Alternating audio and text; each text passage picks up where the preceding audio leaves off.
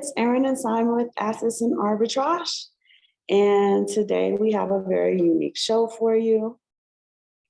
So yeah, first things first, we want to say, hope everybody had a great Veterans Day weekend. You know, so we want to have a salute out to all our veterans. So salute and much respect to our veterans and those who are still serving. So, you know, we want to get that in there. We had a great Veterans Day weekend. I think it was pretty good. We had a good time.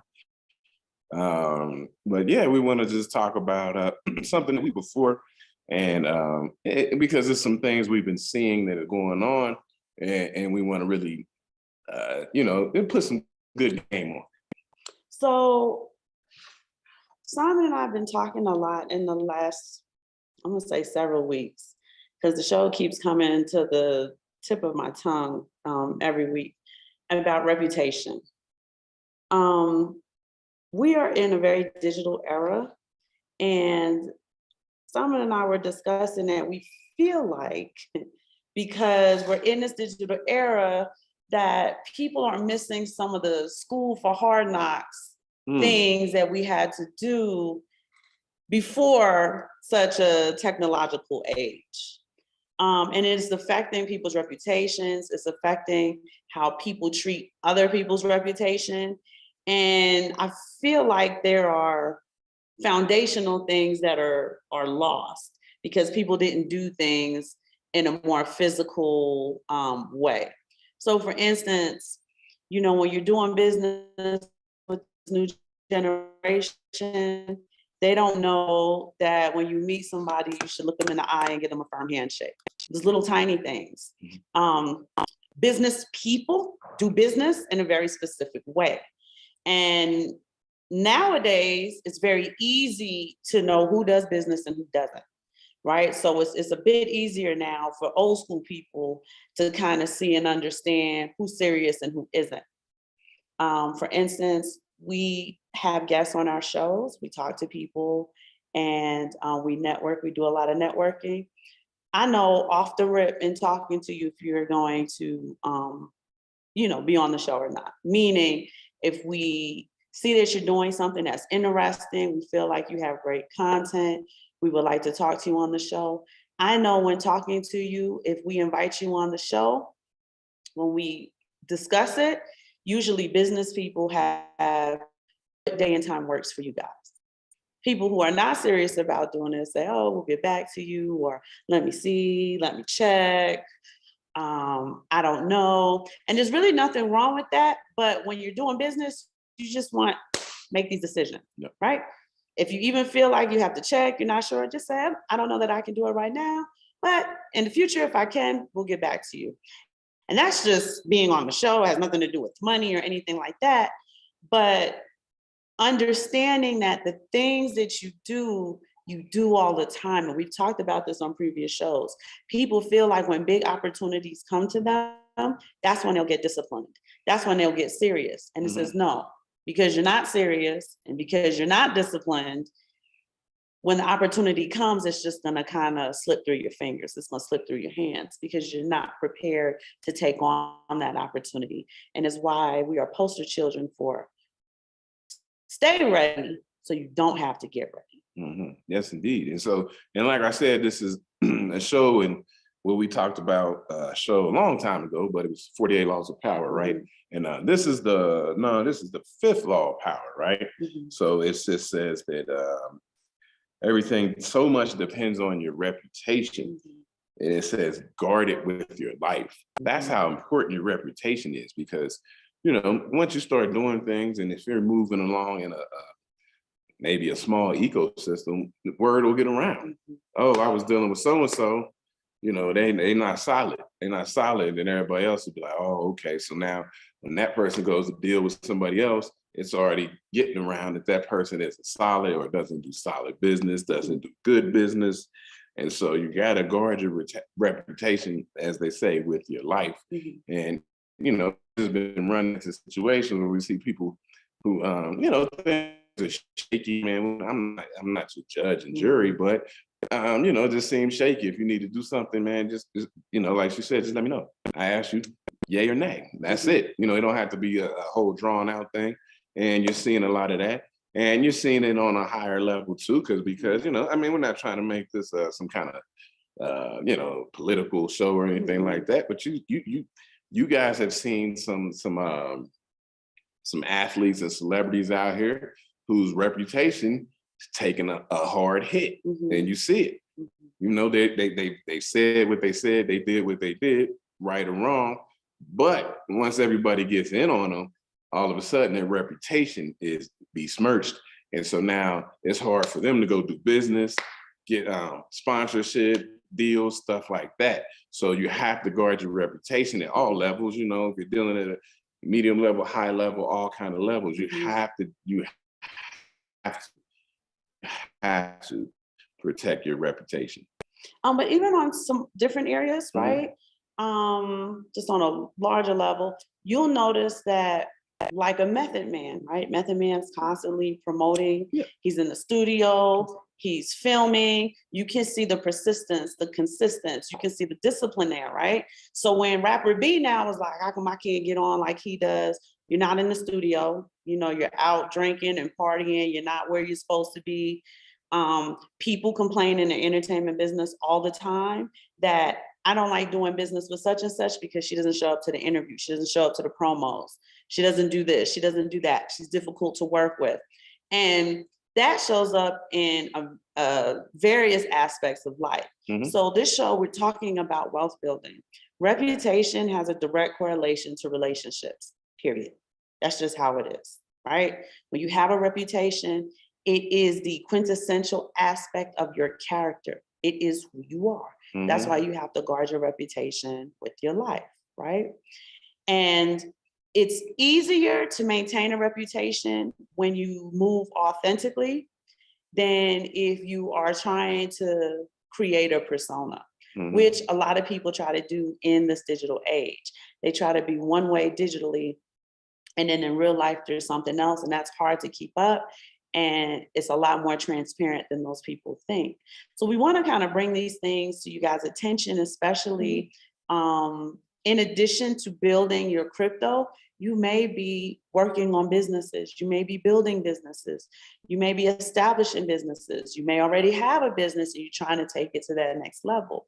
Understand that your reputation is extremely important. And sometimes when we don't guard our reputations carefully, things can come back to haunt you, hurt your brand. Yeah, and also in this crypto space, so we want to circle it back around. A lot of people out here pushing different cryptos, different projects, even if it's Bitcoin. You got to have a reputation where people be like, so we have a venture capitalist firm. So we will invest in certain things, but we have to go back and check who you are, you know? So we need to know your reputation. Is this a rug pull, all this stuff like that? And, you know, people always hop in the DMs and tell us about different projects, different things they got going on. A lot of times it's MLMs. And so, you know, you have to have a reputation that's solid so that people can really invest and put some money into your project or what you have going on. Reputation in your ecosystem, but in your profession, whatever you do for a living, you want to keep your reputation, right? If you're a salesperson, you want to have a good reputation at what you're selling and have good knowledge on what you're doing. I see a lot of people out here in different projects and MLMs who, you know, I'd be interested in, so I look more into it. And they don't have the knowledge and information base of their own product that they're pushing. Or a project. So you're like, well, I mean, I can't really get involved with that because you're not knowledgeable enough. And, you know, that's no disrespect to them. That's just what it is. And so, you know, you got to have a reputation. Sometimes you see like triple OGs. We're on the channel with the gentleman of crypto. So those are crypto OGs. So, you know what I'm saying? That's that reputation, right? You know, reputation also coincides with discipline, stuff like that. Just seeing 1,000 shows. So that's discipline, doing 1,000 shows, you know, having information and all that. That's a reputation where you say those people are very informed on what they're talking about, and that's their reputation. I mean, amongst other things, but I'm just saying when you look and you're like, okay, that's solid. So when I go out here and I'm talking to people and people want to know, I could refer them to the Gentlemen of Crypto Network, because I say these people have a strong reputation and they're solid and they know what they're talking about. That's why you got to guard your reputation, because you're dealing with some people you really don't know, like, how solid is this person? Do they know what they're talking about? You know, what's their discipline level? So, you know, they kind of all coincide when you're out here, you're building businesses, entrepreneurs, this, that, and third. Because some of these people, like, they come and go, right? You know, like the rug pulls, the entrepreneurs, they go from one business to the next. To the next, to the next. And then they go from one to the next, to the next, to the next. So you was just talking about this. And then 2 months later, you're telling me about that. So I don't know, there's no, what's the level of mastery you're moving on that? I would like to bring up that I notice a lot of people are doing. I understand that along with digital media, like social media platforms, there's this new need for outside validation. People need the likes, the shares, the clicks, like there's where they yearn for it. I'm going to use that word. So what's happening is you're learning something and you're turning around and regurgitating the thing that you haven't really fully understood or learned, right? So now you want to be the master teacher, but you only have 3 hours in this particular, 3-hour YouTube video. Now you're on your show talking about it. You don't have a full comprehension of it. You don't really understand it, but because you want to be seen and heard, you are putting the content out there, because obviously content's king and people are trying to find content. Back in the day, right, you had to have mastery before you could teach things, right? So your Bobby Hammett's, your what's our C Freeman L? C Freeman L, yep. C Freeman L's, your Brother Panics, your Hebrew Israelites, your triple OGs in Harlem. They have hundreds of thousands of hours. Yeah, of Dr. mastery. Ben, Dr. Amos Wilson, all these people, Dr. Francis Cress Welsing. Yep. Neely Fuller. So, these people, and, we can go on. We keep naming people, right? But yeah, they have a level of mastery that you understood, that they know what they're talking about. But like she said, you had to get the mastery before you were allowed to teach. You had to be the student before you could be the teacher. And somehow, some way, I guess, because the technological era is so fast, people feel like they can do that same evolution from student to teacher right away, and we're like, stuff's still missing. Now, it is true that if you teach, you do kind of gain a comprehension. So that is very true, in case anybody wanted to bring that point up. I'm not knocking that point. I'm just saying, I'm seeing a lot of people in the space who have, not to say you have no idea what you're talking about, but you're not there yet to be trying to teach other newbies. And then what happens is that the OG's got to come in and kind of tilt your crown. And what happens when they try to tilt your crown, you get upset, you get offended, and it starts this kind of, it's unnecessary, nobody's trying to sound smarter than you, but that's not how that works. Let me tilt your crown a little bit and you're upset. So these are things we're seeing in the space that are distracting from the work that needs to be done. And we wanted to bring that up. Yeah, because you can't tell who's been in the space that long. I call them Johnny come latelys, and that's not a bad thing. If you just popped in the space, you're just getting on the game now. But people will pop in and try to talk to us, and they just got here yesterday, right? So I'm like, well, I don't really, I understand what you're saying and I understand what you're going through, but we got it. We know what we're doing. We have a plan. We plan it out. We have meetings. We talk about the direction we're going. So we understand what we are doing, but we still are open for new knowledge and information.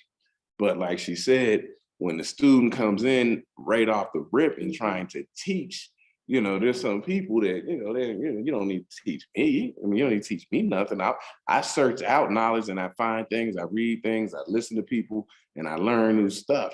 But, you just popping in my DMs trying to tell me something, give me a strategy on what I should be doing and how I should be doing it. Say, I don't need that. We've been working on that for years. We've been working on that for years. It's a level of mastery, just getting those hours in. And let me make something very clear. We are very coachable, right? We are not saying that we are not coachable, that we are above reproach, that we are above coaching, or we don't take in new information. We are always trying to take in new information. We are always seeking that new knowledge. We do go a step above that, and we're really looking for wisdom in things, right? Because we're at an age now where it's not just about the information. The wisdom is important to us. We have to move in a different way. While we may seem young to some of you guys, 40 years old, in the life journey that Simon and I have taken, that's 40 years old in dog years. Like, we've done so much in such a 20 years. It may be a short amount of time, maybe a long amount of time, I don't know. But we are looking for the wisdom in things. So as we're sitting back and we're just observing the environment, we are saying that because this new era hasn't done some foundational things, we feel like they're missing certain things, and it is affecting their reputation. Another thing that I would like to bring up is getting new information and not citing your source. This isn't about ego, but I did not know who Krishnamurti was until Zoe Williams talked about him on his show. So if I ever quote Krishnamurti, I always quote Zoe quoting Krishnamurti, because I didn't hear Krishnamurti say it myself. I didn't discover that through Krishnamurti. I discovered it through Zoe. You guys know I stay quoting my husband, right? My husband has been my mentor. He has worked really hard in trying to introduce me into finance and helping me understand the business side of things. While I have my strengths and my talents in certain areas, he is very tenacious. And Aaron, I want to teach this to you. I want to introduce this to you because I know when you get it, you're going to run with it. It's going to make you better than you've ever been before. And I think you're already great. I'm part of his team special unit, right? That's my new command. Learn something that does impact you in some way. Cite your source. I made a joke with someone the other day, like, I can tell y'all ain't writing papers growing up. Yeah. Because you just out here regurgitating what other people say, and that you don't even, credit the people who said it. And sometimes when you're looking at a Facebook timeline, I know that you got this from him because he says it all the time. A lot of times we see our stuff on there. Now, I don't care about you citing us or not, but when you're dealing in business, I think it is important for you to cite your source and give credit to where credit is due, because it is a form of intellectual property, right? If someone's introducing you to someone's work, we often quote or cite, I should say, reference Tariq Nasheed. We learn a lot from him. Whether you guys like him or love him, he is a historian in our community. And he often introduces things to us where we're going to go and dig deeper, but we will quote him quoting whoever he's quoting. And I think that's important, that this is where I got this intellectual property from. And I want to give credit to that source, especially when you're doing videos. Did you want to say anything on that? No, you do. I mean, he's spot on with that, because you do have to cite your source. Like she said, when we grew up, we was writing papers. You had to cite your source, or it's called what? APA style, MLA style, with however you had footnotes, however you had to do it, you had to have multiple sources. It was a peer-reviewed paper. Now, I don't know how many of you guys did that, if y'all were in the honors classes, if you took AP classes, but like I said, when we come away from those things, you don't do those things in life later. Yeah. Right. We got our foundation in school. We took AP classes. We had to do our theses. We had to do, these things in college, APA format, depending on the majors that you had. If you were English major, it was MLA. You can tell I know what I'm talking about because we speak with wisdom. We talk through experience. So we're telling you guys, we got to get back to some of the foundational things. Yeah, and you remember citing your source when you're writing papers and stuff. If you don't cite your source, it was just outright plagiarism. Plagiarism. So now people are on videos.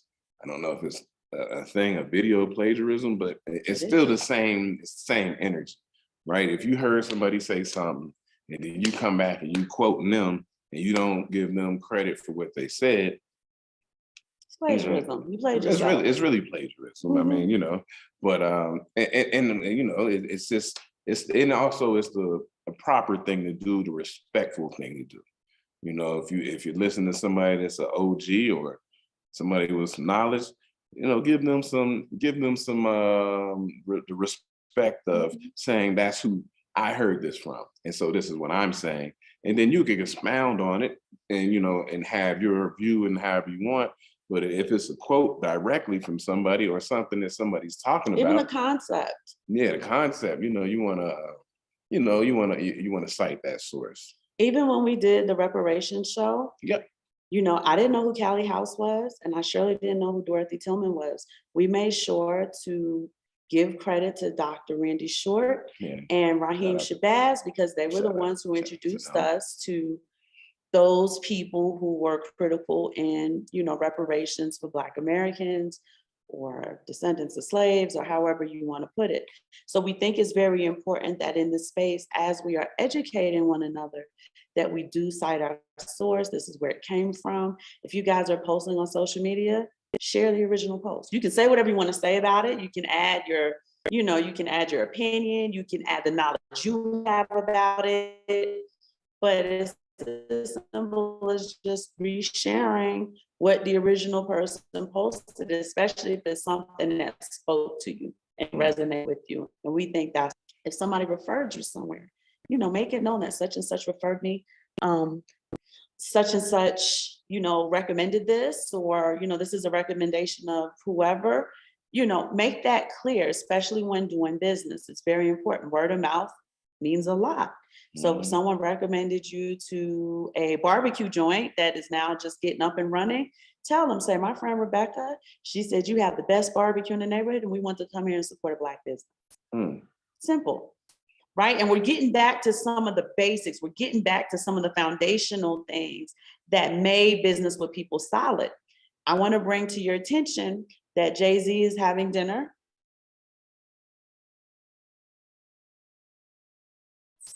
Washington Commanders, yep. Right, NFL team, for those of you who are not familiar. And I am bringing that up because Jay-Z could just be a rapper to Jeff Bezos, but Jeff Bezos understands Jay-Z's reputation now. Whether how you feel about him or not, especially in light of the Kyrie Kanye thing, doesn't matter. As far as business goes, they know he's solid, so they'll do business with him. He often spends a lot of time with Jack Dorsey because Jack Dorsey knows he's solid. He's willing to do business with him. I know I can do business with you and not worry about it. We want to be able to do the same thing with each other. I want to know that when some of you guys email me, you have this great idea. You want to know if Simon Family Investment Ventures can seed into that idea. We need to know that you are solid. If we want to do some type of partnership or cooperation with someone else, they want to know that we're solid. We can't have a family brand and Erin's running around Mexico with all of the expats who fly in here, right? She's got to be who she says he is. Simon has to be who he says he is. And the easiest way to me to guard your reputation is to be who you are. Right. And build your brand around that. Now, you do want to do things in order to get better and better. You do.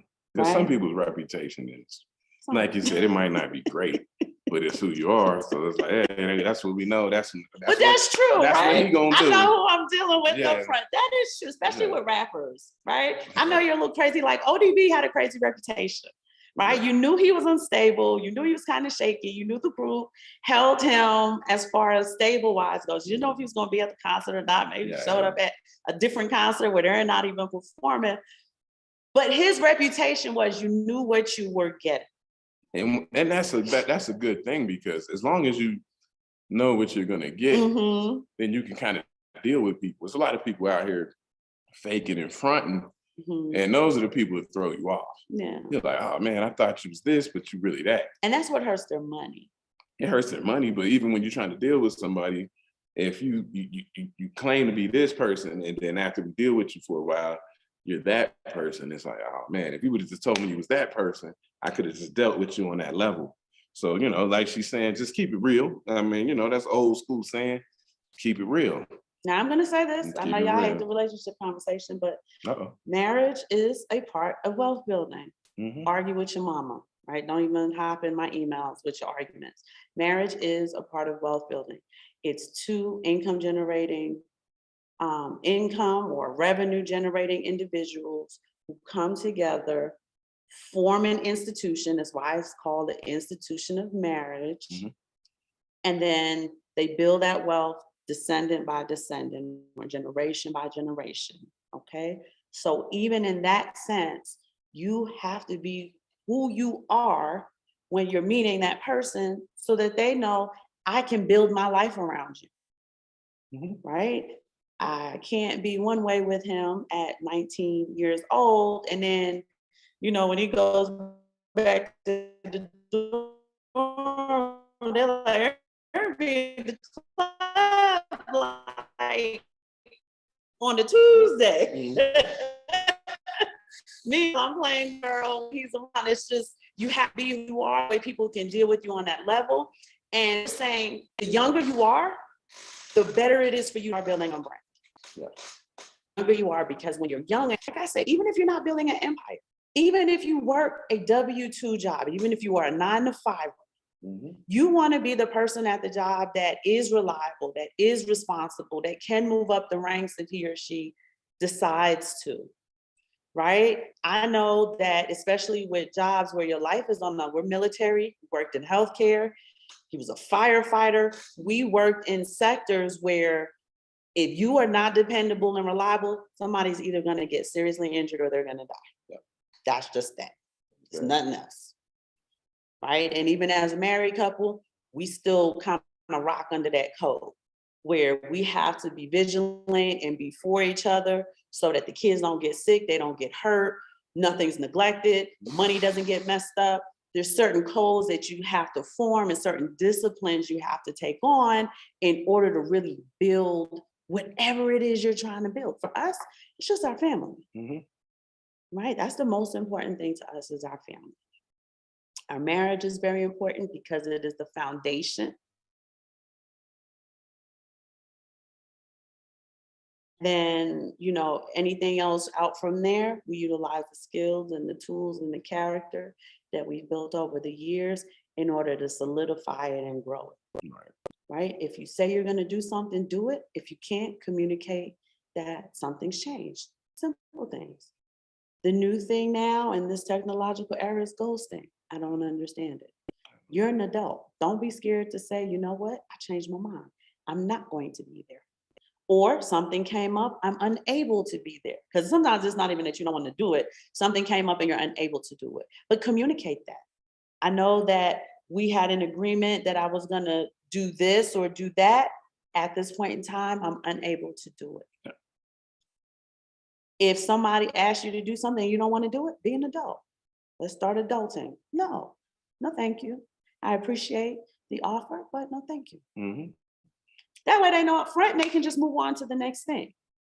Yeah, they're not sitting around wasting their time because you're hemming and hawing and not giving a direct answer. And like she said, we deal with people, not just with the show, but with some other things, investments and stuff like Mhm. that.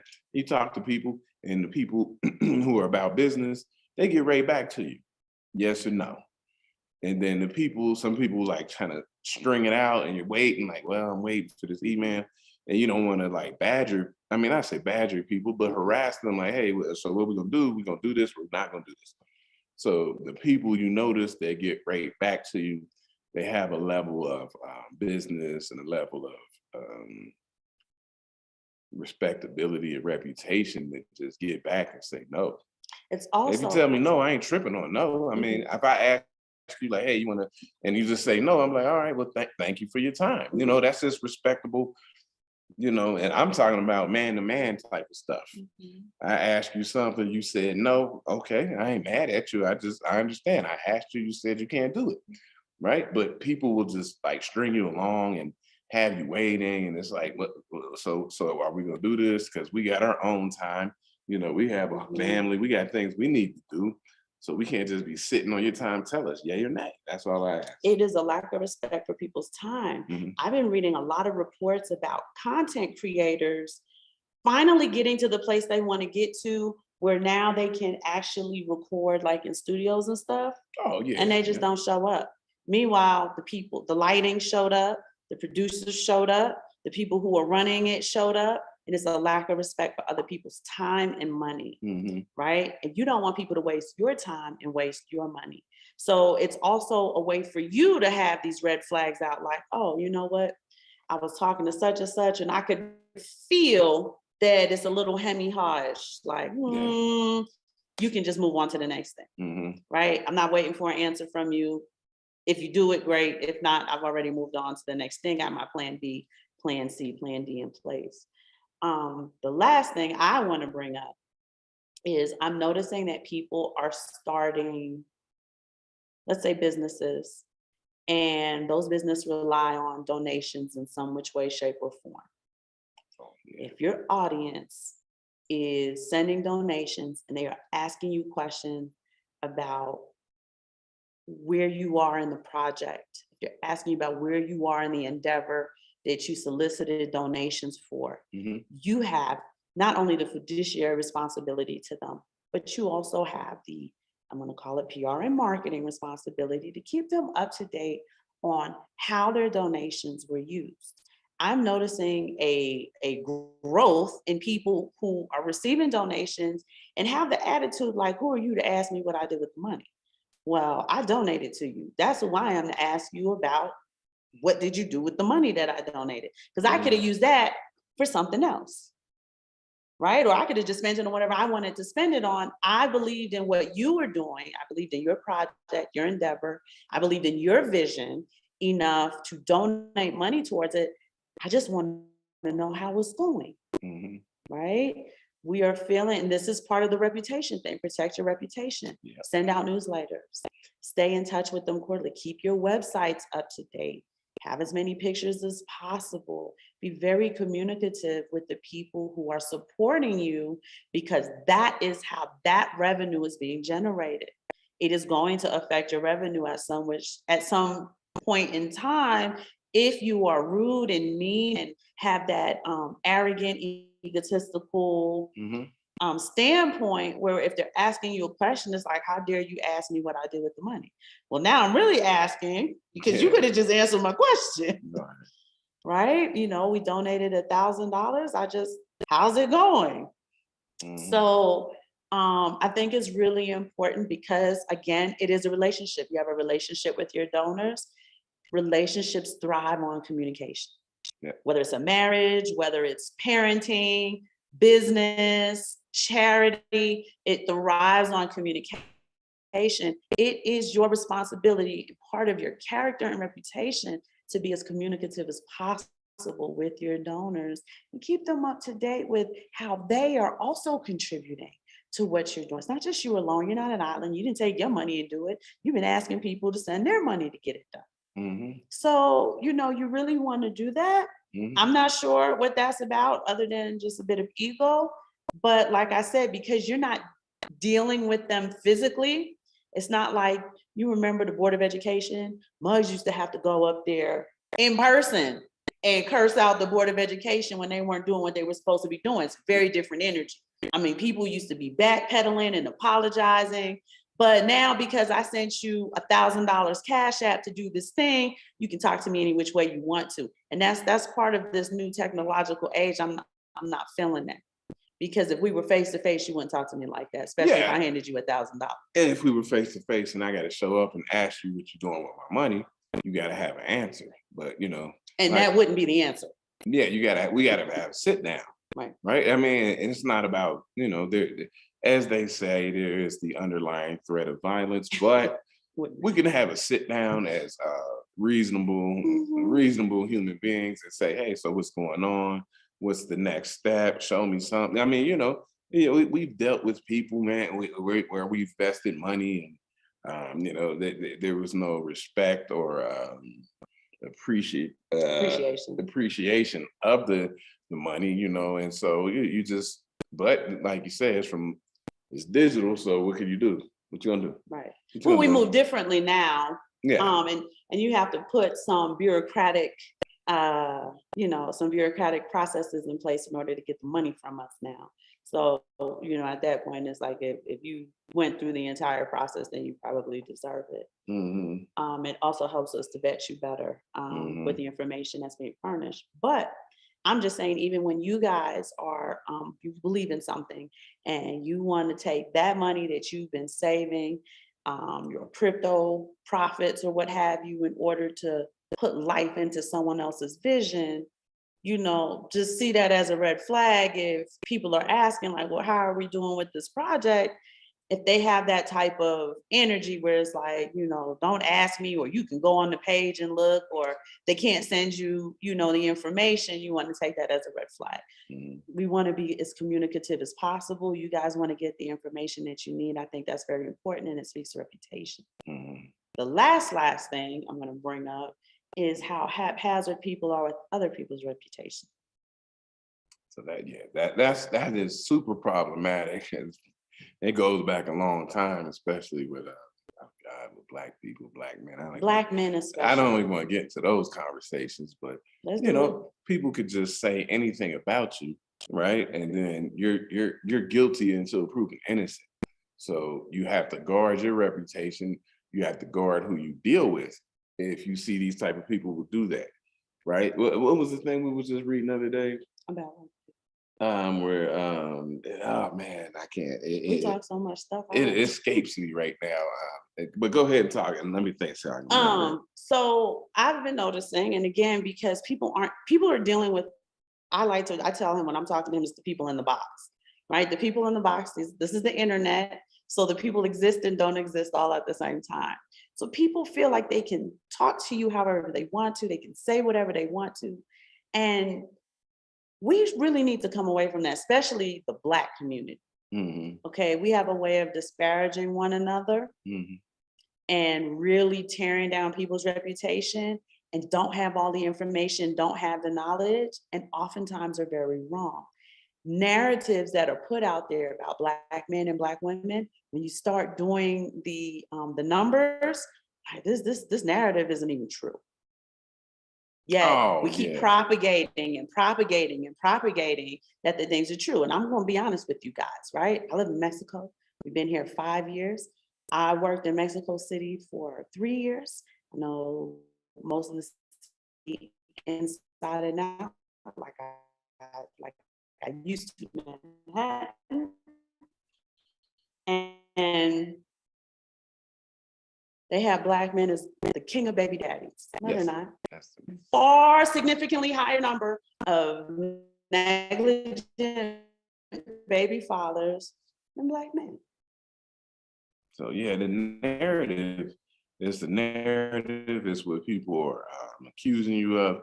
It just came back to me what I was saying. I'm not trying to get too far left, but you know, and shout out to Treating the Sheep. I will say there, if you guys are familiar, if you remember the rapper Chingy, you remember Chingy? Yeah, I remember Chingy. Okay, so Chingy had a situation where a transgender said that she was in a sexual relationship with him. So he ended up losing a record deal, you know, getting, you know, a lot of stuff. He lost a lot of money. And then the transgender woman ended up coming back out saying that wasn't true, what she said about him. Right. Why'd she do it? So she can get clicks and stuff like that. So stuff like that, you just get on somebody's reputation. He didn't do nothing wrong. He's at home minding his business. Somebody put something on his reputation that he has to fight back against to say this ain't true. This is not true. This is the truth. And then the only time that it is verified to not be true is when they come back out and say, you know, I lied. I was just trying to get some Or I didn't realize it was going to go viral. Right. So, you know, that's what she's saying about respecting people's reputation. And not just that you can just say anything about people and the people have to prove that it's not true. Not just that, even in smaller ecosystems, right? Mhm. It could be, you know, your auntie done told you something about your cousin, and you just kind of like, maybe don't be so quick to now tell your other cousin about it. You understand what I'm saying? Mhm. Because auntie may have gotten it wrong. It may be the wrong person. Little stuff like happens in families, it happens in neighborhoods, it happens at jobs, it happens in Yep. departments, and over information. You know, even internet wise, don't be quick to share a story that has disparaging information about celebrities. Don't be quick to forward that subliminal post shooting at whoever you went to high school with, right? To the rest of your timeline. We want to start guarding, and we're guarding our own reputations, but also be on guard for other people's reputations, Mhm. right? Yeah, and most deaf, because you could spend a lifetime building a reputation, brand, and it just takes one thing to tear it down. and it So doesn't even have to be true. it don't have to be true, and that's the scary part. It just tear it down, and then now it's in question, and you did everything right for so long, and then something questionable comes up, and then all of a sudden it's in question, and then this is who you are. You're this one thing that came up after all the years that you built up your reputation. So we want to respect people's reputation, other people's reputation. Even when I get into a situation with somebody, and you know, it was kind of janky, or it didn't go the way I want, I'm not going to get out here on social media and tear down their reputation. Maybe it just didn't work out, you know, whatever, but I'm not going to be the one who's going to try to tear down your reputation, right? And you know, if it just didn't work out, And sometimes there's it don't work out. too many content creators where all of your content is based on the dirty laundry of someone else. Mhm. And you can see it's been getting people in trouble. You have to use the terms allegedly and this and that and the third. And you know, scandals sell, but we want to be on guard, not just for our own reputation, but for the reputation of others.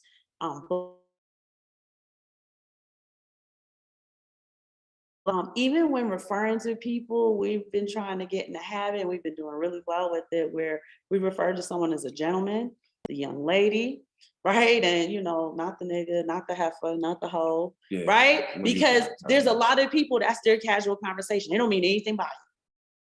You know, when they're talking like, you know, that nigga over there, da da da da da da da.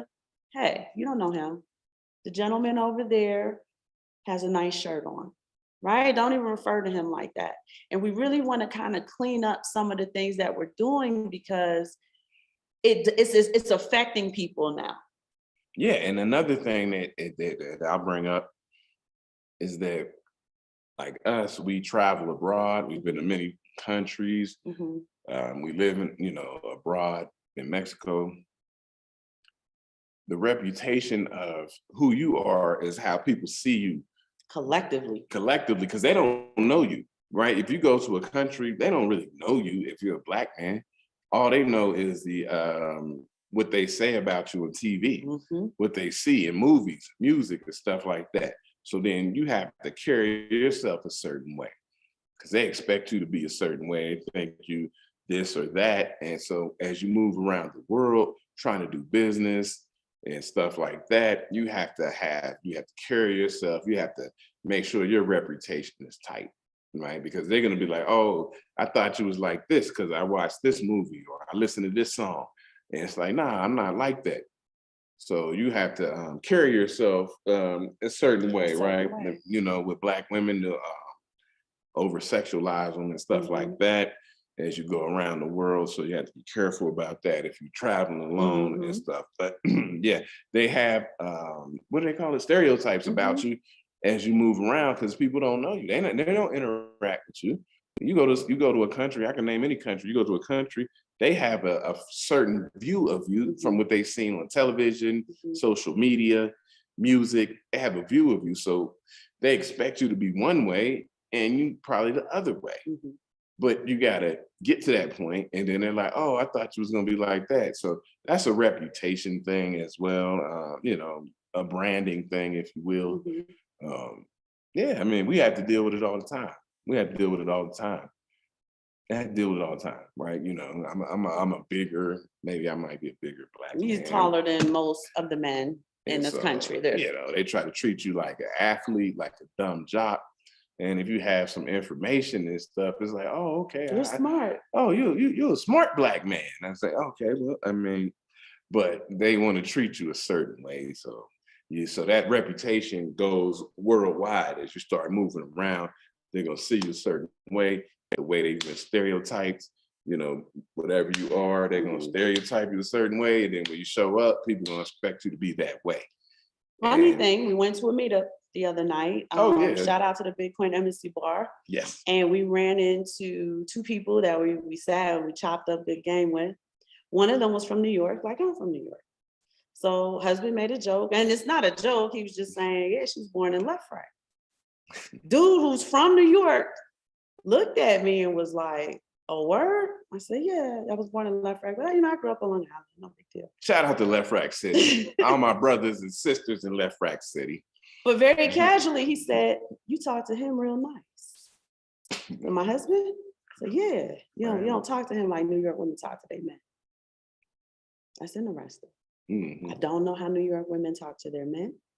I did hear some information from Cameron, has me kind of like, I grew up with women on Long Island. And maybe because we grew up on Long Island, we don't, operate in that way. We're not from Harlem or what have you. Yeah, he was talking about Harlem specifically. But that was Cameron talking about Harlem. Yeah, I was talking about Harlem. But just something as small as that, you talk to him real nice. At least my husband's supposed to talk to him nice. He talks to me nice. But because your husband told me you were born in Left Rack, I'm expecting you to be a thugged out, cussing up people, nigga this, nigga that, dead ass, mad son, who you talking to, ready to fight. And it's just, you have to fight against those stereotypes because that's the narrative. But my husband walks around because he is a big black man. The smaller women here, like we have a maid, she won't look him in his eyes. My maid walks around my house like this. Yeah, right? She only does business with me. She's scared to talk to him. She's scared to talk to Sean. She's visibly scared of me, and she's visibly scared of my oldest son. I mean, and that's fine. I mean, when he goes to the supermarket, people are scrambling to get out of their way, especially if it's just women. And it's the narrative that black men are aggressive and this and that and the third. I don't have that type of trouble when I move around. When I move around, people are typically very welcoming and can we help you and what can we do? I tell you, I make it a point to dress very nice when I go out so that I can get a different response because unfortunately, that's what I have to do as a Black woman. I can't be the white woman who wears my pajamas to the supermarket and have people throwing themselves all over me in order to help me when I need something done, if I need a service, if I'm trying to get something from the bakery or the butcher or what have you, right? So unfortunately, we got to do things different than other people have to do, especially because we travel outside of the United States, which is a bit more automated and a bit more convenient. So all we're saying is, as you guys are wealth building, right, am I solid? Nas said we're more solid than they are. That's a profound line, right? When we talk about consistency, discipline, he's on 30 summers of music. It's very difficult to do. We have the people who spit a sentence in the game and get rid of y'all, right? We know you for a summer. And we never heard any music or any content from you again. You got shelved, whatever the situation is. And I'm using music in this particular case, but even in business, how long have you been in business? Yeah, and I'll go another way because, Andrew Henderson, I mentioned him many times, right? Yes, babe. Nomad Capitalist. He did a good podcast about traveling in good attire, right? Be put together when you travel.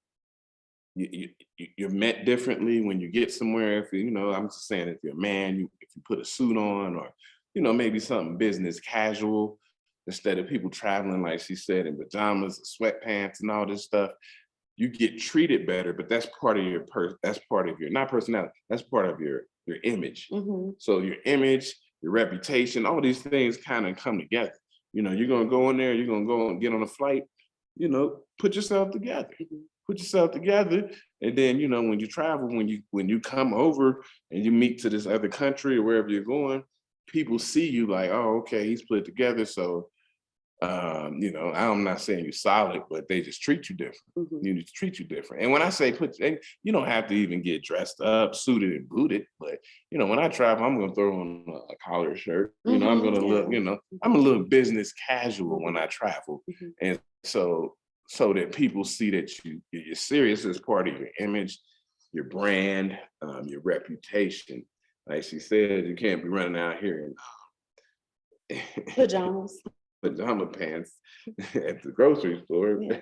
So, but they do, like they do when we go to Mexico City, we spend time there, and I go to the supermarket. You know, the Europeans and the white Americans are there in the supermarket in their pajama pants. You know, those felt or whatever that.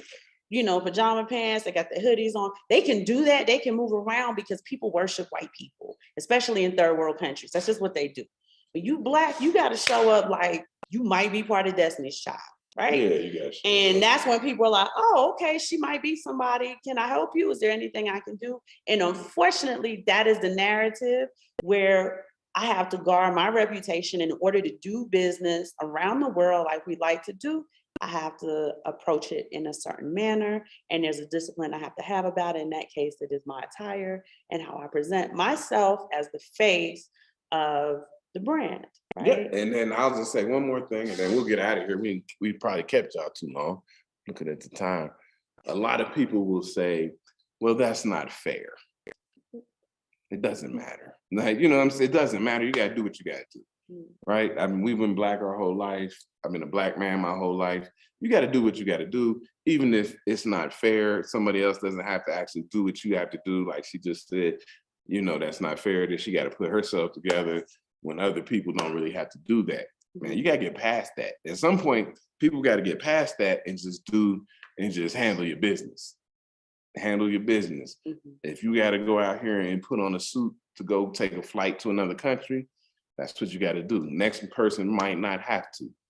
Oh, well, I mean, don't be tripping on that. Do what you have to do that benefits you the best and your family. So let's take time to guard our reputations, guard our relationships, and let's be on top of guarding each other's reputation as well. We'll see you guys next week. I have an actual show for you guys about Bitcoin adoption in the world. It's a much more structured show. I needed more time, but we've been noticing this in the space, and it was important that we brought it up. Yeah, we're gonna talk about that. You know, off topic. Shout out to the big homie Nas for King's Disease 3. So y'all go check out that King's Disease 3. Nas, the homie. And I also want to wish my father a happy heavenly birthday. I miss him very much. It's been 2 years without him. So, you know, I'm a little bit more subdued in this show, but my father was the man of reputation. So it was very important that, you know, we talk about it, as my husband is also a man of reputation. No, her father, Freddie, shout out to Freddie, was a man of character. Freddie was the homie, man. Freddie was good. It's a good dude. So yes, indeed. He's a man of reputation, of character. These things that we've been talking about, and you know, and unfortunately this is how it goes, but we want to trickle it down, you know, from one generation to another to another to another. So yeah, definitely a man of reputation and much respect, man. I always had much respect for Freddie Wilford Ogle. He was a good dude. I really had a lot of love for him. So he loved my husband very much because he didn't have to worry about me anymore. Yeah. So we're gonna let y'all go. We love y'all, and we'll see y'all next week. All right. I hope that they recorded.